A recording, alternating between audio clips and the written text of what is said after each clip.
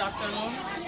आज का टॉपिक है कि हम लोग जो खाते पीते हैं, जो हमारा खाद्य सामग्री है, कौन से खाद्य सामग्री से हमको क्या चीज़ मिलता है और उसको खाने से हम लोग किस प्रकार के पोषक तत्व की प्राप्ति करते हैं और उसे हम अपने स्वास्थ्य के लिए कैसे अच्छे से बेहतर बना सके खाद्य सामग्री को, इसके लिए आज हम लोग भ्रमण करने जा रहे हैं। ओके, 2 लाइन बना के चलिए। गर्ल्स का बॉयज का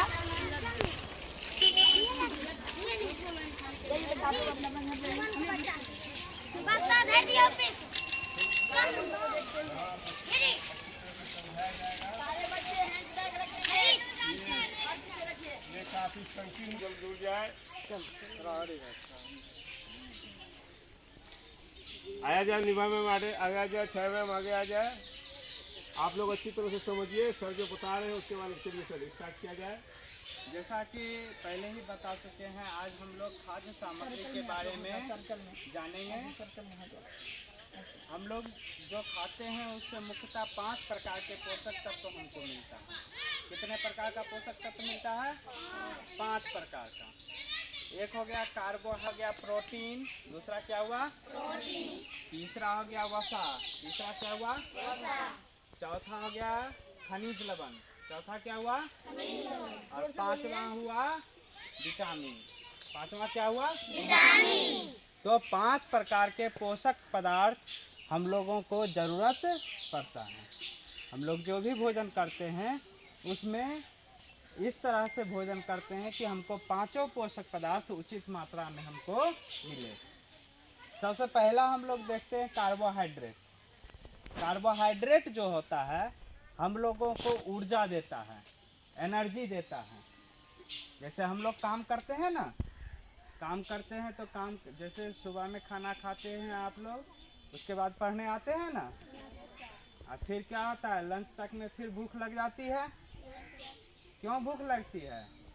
हम लोग पढ़ाई लिखाई करते हैं, पढ़ाई लिखाई करते हैं ना। पढ़ाई लिखाई करने में हमें क्या होता है? ऊर्जा लगता है, एनर्जी लगता है। पढ़ने में कोई भी काम करेंगे तो उसमें क्या लगता है? ऊर्जा लगता है। और फिर जब हम लोग क्या करते हैं लंच में खाते हैं तो हम लोग को क्या मिलता है? कार्बोहाइड्रेट। लंच में आज आप लोग क्या क्या खाए हैं? चावल खाए और सब्जी खाए। और सब्जी किस चीज की खाएं? किस चीज की सब्जी? सोयाबीन की सब्जी। सोयाबीन से क्या मिलता है पता है? चावल से आप लोग को कार्बोहाइड्रेट मिलता है, समझ गए? और सोयाबीन से क्या मिलता है? प्रोटीन मिलता है। चलिए आप लोग जैसे अभी आप चावल खाए, चावल से आप लोगों को मैडम ने क्या बताया, क्या चीज मिलता है? कार्बोहाइड्रेट। एक बार सब बोलिए, क्या मिलता है? कार्बोहाइड्रेट। उसके बाद आप लोग आपने क्या खाया? सोयाबीन की सब्जी। तो सोयाबीन से क्या मिलता है? प्रोटीन। क्या मिलता? आलू भी खाए, उसमें आलू भी था। Yes sir. आलू से क्या मिलता है? तुरंत भूल गए। उससे भी हमको क्या मिलता है? कार्बोहाइड्रेट। आलू से भी क्या मिलता है? कार्बोहाइड्रेट। दाल भी खाए। अच्छा, दाल आप लोग घर में खाते हैं? तो दाल से क्या मिलता है? प्रोटीन। दाल से क्या मिलता है? प्रोटीन मिलता है। तो अभी हम लोग देखेंगे कि कार्बोहाइड्रेट जो है वह हमको किस किस पौधा से मिलता है, कौन कौन से खाना से हमको कार्बोहाइड्रेट मिलता है। एक तो चावल हो गया। चावल से कार्बोहाइड्रेट मिलता है। अभी हम लोग चलेंगे चावल का भी पौधा देखेंगे यहाँ पर। उसके बाद हम लोग गेहूं का रोटी खाते हैं, मक्का का रोटी खाते हैं। आप लोग बाजरा का नाम सुने हैं? जय बाजरा, ये सब नाम सुने हैं? जो बाजरा सुने ना, तो ये सब जो है जय बाजरा, मक्का, गेहूं, ये सब क्या है? ये सब हमको कार्बोहाइड्रेट देता है। ये सब क्या देता है? कार्बोहाइड्रेट देता है। समझ में आया? उसके बाद जितना भी दाल है, चाहे वो आप सोयाबीन का दाल खाए, अरहर खाए, मूंग खाए, मसूर खाए, कोई भी दाल खाइए, उसमें मुख्य रूप से क्या होता है? प्रोटीन। क्या होता है? प्रोटीन। और जितना भी तेल है, चाहे सोयाबीन का तेल हो, सरसों का तेल हो, नारियल का तेल हो, घी हो, ये सब में वसा रहता है। क्या चीज रहता है इसमें? वसा रहता है। और उसके बाद जितना भी हमारा हरा पत्तीदार सब्जी है फूल है, वो सब में हमको मिलता है विटामिन और खनिज लवण। फल और सब्जी से क्या मिलता है? विटामिन और खनिज लवण मिलता है। समझ में आया? कार्बोहाइड्रेट जो है वो हमको ऊर्जा देता है, एनर्जी देता है, ठीक है। प्रोटीन जो होता है वह हमारे शरीर के विकास के लिए ज़रूरी है। जैसे अभी आप लोगों का क्या हो रहा है, शरीर का विकास होता है, आप लोगों का हाइट बढ़ता है, शरीर फैलता है, सब चीज़ होता है शरीर में विकास, तो ये होता है प्रोटीन के कारण से। समझ में आया? उसके बाद वसा जो होता है चर्बी बनाता है। वसा क्या बनाता है? चर्बी। इसीलिए कहा जाता है अधिक तेल वाला सब्जी या अधिक तेल वाला कोई सामान नहीं खाना चाहिए, क्योंकि उससे क्या होता है, चर्बी बढ़ जाता है। समझ में आया? कहा जाता है ना कि जैसे समोसा हो गया, मोमोज हो गया, ब्रेड चॉप हो गया, ये सब नहीं खाना चाहिए, क्योंकि उसमें एक तो तेल बहुत ज़्यादा होता है और वो भी तेल घटिया किस्म का होता है, जो हमारे शरीर में बहुत तरह के रोग को पैदा करता है। समझ में आया? उसके बाद हम लोग जो खनिज लवण और विटामिन खाते हैं, उससे हमारा शरीर जो रहता है स्वस्थ रहता है, किसी भी प्रकार का बीमारी नहीं होता है। समझ में आया? तो अब हम लोग कुछ पौधे का निरीक्षण करेंगे, कौन सा पौधा किस प्रकार का है, उससे हमको क्या क्या मिलता है। तो अब हम लोग चलते हैं। ठीक है, तो आप लोग समझ गए ना सर जो बताया कि चावल से क्या मिलता है? हाँ, जोर से बोलिए। और सोयाबीन से? सोयाबीन और दाल से क्या मिलता है? प्रोटीन। और आलू से? आलू से अभी बताया गया, तुरंत बताया गया। ध्यान रखिए इसको, आप लोग ध्यान पूर्वक सुनिए कि सर क्या बता रहे हैं। ध्यान नहीं रखिएगा, इस कान से सुनिएगा उस कान से, फिर समझा के फायदा क्या होगा। और इसको फिर अच्छे से जाके कॉपी पे भी लिख भी लीजिएगा, अच्छे से घर पे इसको पढ़िएगा, याद करिएगा। सर ने ले ये देखें, चलिए ये धान है, धान का बिरार। जैसा कि साथियों देख सकते हैं, यह जो है धान का बिचड़ा है, जो अभी यहाँ पर लगाया गया और इसे जो है बाद में उखाड़ करके दूसरे जगह लगाया जाएगा। धान का जो पौधा होता है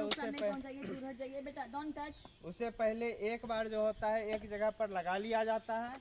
जब इसका छोटा छोटा पौधा तैयार हो जाता है, इसको फिर हम लोग उखाड़ करके दूसरी जगह लगाते हैं। धान को लगाने का ये तरीका है। आप लोग सुने ना मोहरी बुनना, सुने ना मोहरी बुनने का समय आ गया, तो यही धान की मोहरी है, इसको बोलते हैं। तो धान जो होता है, धान से हमको क्या मिलता है? तो चावल। धान से क्या मिलता है? चावल। धान के ऊपर का छिलका जब हट जाता है तो उसी से हमको क्या मिलता है? चावल। और चावल से अभी हम क्या बताएं, क्या चीज़ मिलता है हमको? कार्बोहाइड्रेट। क्या मिलता है? और कार्बोहाइड्रेट से हमको क्या मिलता है? ऊर्जा। क्या मिलता है? काम करने का ताकत आता है ना। तो कार्बोहाइड्रेट से ही हमको क्या होता है? काम करने का ताकत आता है, ऊर्जा मिलता है। समझ में आया? इसका मतलब हम लोग जो चावल खाते हैं उससे हमको काम करने के लिए ताकत आता है। ये हो गया आप लोगों के लिए क्या चीज़? चावल का जो शुरुआत का पौधा होता है वह है ये। समझ में आया? तो अब हम लोग फिर चलेंगे दूसरे पौधे की ओर। पौधा दिखाइएगा भी। एक देखिए इसमें, पूरा जूमे है। इसमें देखिए एक पौधे को निकाल के हम लोग लगाते हैं। एक बच्चे आजा।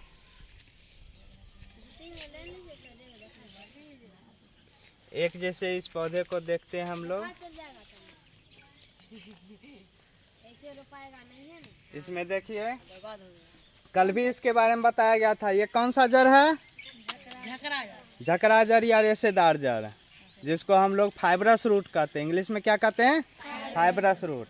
अब ये देखिए इसका जो पौधा है, इसको हम लोग क्या करेंगे, अपने बाल्टी में लगाएंगे और इसका एक परीक्षण करेंगे कि ये धान कितने दिनों में तैयार होगा, इसका समय क्या होगा, पकेगा तो ये कितने दिनों के बाद पकेगा। ये सब का हमको अवलोकन करके एक प्रोजेक्ट भी इस पर बनाना है। समझ में आया? चलिए अब इसको एक गमले में इसको लगाया जाए।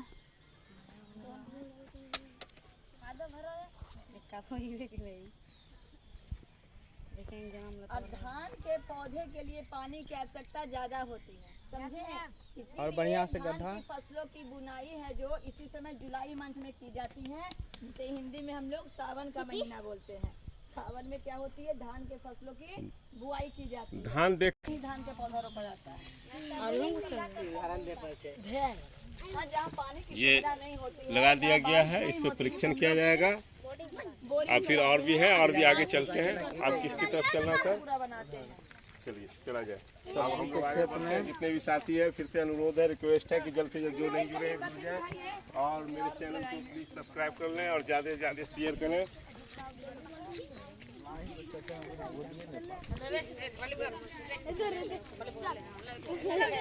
ये हमारे राहुल सर, हम सारे बच्चे। अरे कोई दिक्कत नहीं है बेटा, ले चलो। मोबाइल का गला सुखा दिया।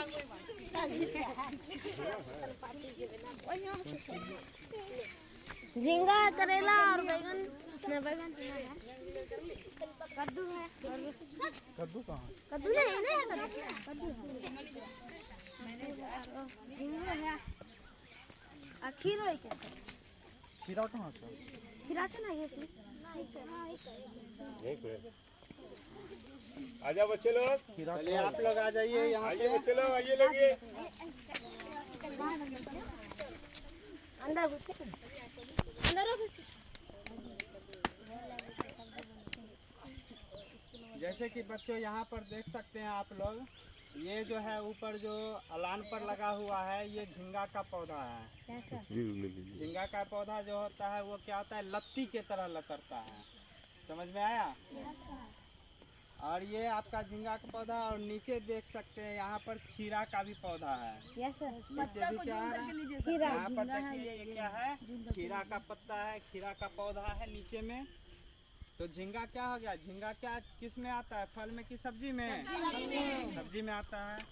और ये हमारा जो खीरा है यह किस में आता है? फल में आता है। और फल और सब्जी से हमको क्या मिलता है? जी नहीं, ऊर्जा तो मिलता है चावल से। फल और सब्जी से हमको विटामिन और खनिज लवण मिलता है। क्या मिलता है? विटामिन और खनिज लवण मिलता है। विटामिन और खनिज लवण से हम लोग स्वस्थ रहते हैं, हमारा पूरा शरीर जो होता है वह स्वस्थ रहता है, हम लोग तंदुरुस्त रहते हैं, ताकि हमें किसी प्रकार की बीमारी ना हो। समझ में आया? और इसी के बगल में आप पीछे देख सकते हैं एक सहजन का पेड़ है।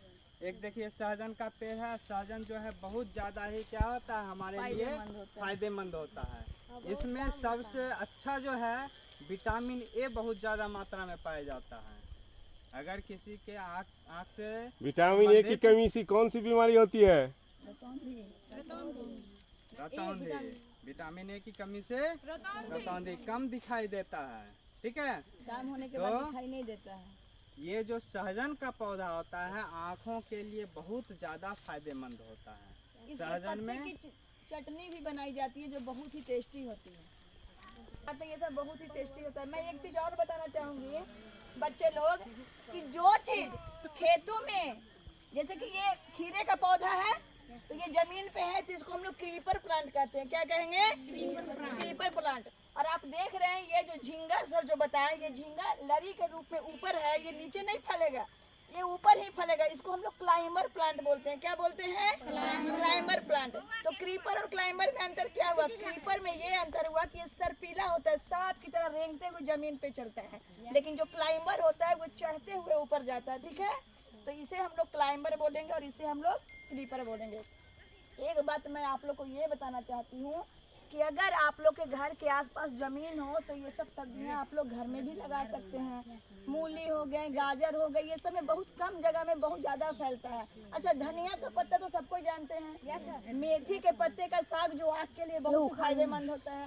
तो ये सब हम लोग क्या करेंगे, छोटे से गमले के रूप में लगा सकते हैं। आपके घर में जो टूटी फूटी बाल्टियाँ यूज करने के बाद टूट जाती हैं, उसमें भी हम लोग बो सकते हैं। घर में use as a kitchen garden के रूप में यूज कर सकते हैं। और एक बात, हेलो बच्चे, आपकी मम्मी लोग जो चावल बनाती हैं, भात बनाती हैं, तो भात बनाते तो हम लोग चावल को धोते हैं, तो चावल को जो धोते हुआ पानी को वेस्ट नहीं करेंगे, नाली में नहीं फेंकेंगे, उस पानी को क्या करेंगे, जो हम लोग पौधे लगाए हैं उसमें फेंक देंगे। पानी, पौधे को पानी भी मिल जाएगा और हमें पौधे को पौष्टिक तत्व भी देना नहीं पड़ेगा और हमारे लिए हेल्दी भी होगा। गरम गरम नहीं फेंकेंगे। चावल का पानी गरम गरम होता है सर, चावल डालने के पहले पानी उगड़ा वाला नहीं डाल दे। ठीक है। और देखिए वहाँ पास कद्दू भी है, तो ये सब सब्जियां हम लोग घर में लगा सकते हैं जो हमारे लिए हेल्दी होता है। और ज़्यादा से ज़्यादा हम लोग क्या यूज करेंगे कि इसके लिए कोई केमिकल, कोई रसायन, कोई यूरिया नहीं डालेंगे। क्या करेंगे, ये तो ग्रामीण परिवेश है, यहाँ जानवर भी लोग रखते हैं, तो जानवर रखते हैं तो घर में गोबर तो होता ही है, तो वही गोबर के हम लोग यूज करेंगे। घर में जो हम लोग खाना बनाते हैं तो सब्जियां को जो छिलते हैं उसको हम लोग एक कंपोस्ट के रूप में घर के आसपास खड्डा करके उसमें डालते हैं। कुछ दिन बाद क्या होता है, वो खुद ब खुद उपजाऊ खाद के रूप में बन जाता है। उसी को हम लोग अपने खेतों में डालेंगे तो हमारी सब्जियां ज़्यादा पौष्टिक तत्व हमें देंगी और बिल्कुल यह नेचुरली होंगी। ठीक है, इसमें किसी भी प्रकार का कोई केमिकल नहीं होगा। तो आप लोग अपने फैमिली मेम्बर को बताइएगा, अपने पेरेंट्स को बताइएगा कि मम्मी आप लोग ऐसे नहीं, ऐसे काम करो, ताकि पानी की बचत भी हो। क्योंकि गर्मी का मौसम है तो हम लोग क्या देखते हैं कि आए दिन सुनते हैं कि पानी खत्म हो गया। मेरे घर में खुद पानी नहीं आता है, बारिश हुई है तो पानी आना नल से स्टार्ट हो गया है। कुछ दिन पहले बारिश नहीं हुई थी तो पानी बिल्कुल नहीं था, हम लोग दूसरे के यहाँ से पानी लाते थे। तो भूमि का जो पानी का ऑटोमेटिक स्रोत है वह गर्मी से सूख जाता है, लेवल उसका कम हो जाता है। तो इस बात का आप लोग को ध्यान रखना है, ठीक है, कि पानी हम लोग वेस्ट ना करें, ज़्यादा से ज़्यादा हो उसको इन्वेस्ट करें, बर्बाद नहीं करें। ठीक है, ओके चलिए। ये हम लोगों को जो जैसे गाय का गोबर हो गया या जो हम लोग सब्जी वगैरह छिलते हैं उसका छिलका हो गया, ये सब का प्रयोग करने से जो होता है हमारा पौधा जो होता है वह अच्छा भी होता है और जो मिट्टी की गुणवत्ता होती है वह खराब भी नहीं होती है। लेकिन अगर हम लोग उसके जगह पर हम लोग उर्वरक का इस्तेमाल करते हैं, खाद का प्रयोग करते हैं, यूरिया वगैरह का, तो उससे हमारा ज़मीन भी खराब होता है और सही से हमको पोषक पदार्थ भी नहीं मिलता है और हमारे शरीर में बहुत तरह की बीमारियां भी हो सकती है। और इसके साथ साथ एक और चीज़ जान लीजिए, जैसे कोई भी तरह का कीड़ा अगर लग जाता है पेड़ पौधे में तो उसको कीड़े को भगाने के लिए नीम के पत्ते का ये पूरा एकदम तरल पदार्थ बना करके, पूरा एकदम लिक्विड के जैसा बना करके उसको छिड़कने से भी क्या होता है, पेड़ पौधे पर कीड़े नहीं लगते हैं। तो आप लोग जो खाना बनाते हैं तो गोईठा उपले का आप लोग यूज करते हैं ना, गोईठा समझते हैं, गोईठा तो खाना बनाते जो राख बचता है वो राख को भी आप छीट देंगे तो कीड़े नहीं लगेंगे, उससे भी कीड़े नहीं लगते हैं। तो आप लोगों को समझ में आया आज का टॉपिक। तो अब हम लोग थोड़ा सा, अब चूँकि बारिश शुरू हो रही है इसलिए अब हम लोग अपने स्कूल की ओर चलेंगे। और कोई पौधा भी लगाना है।